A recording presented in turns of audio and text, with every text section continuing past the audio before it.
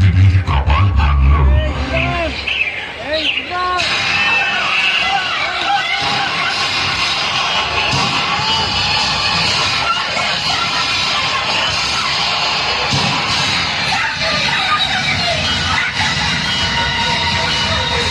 আমি যে এসেছি জয় বাংলার বজ্রকণ্ঠ থেকে, আমি যে এসেছি ৭১-এর মুক্তিযুদ্ধ থেকে, এসেছি আমার পেছনে হাজার চরণ চিহ্ন ফেলে।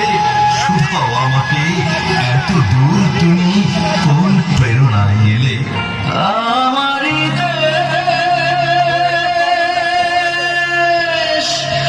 সব মানুষের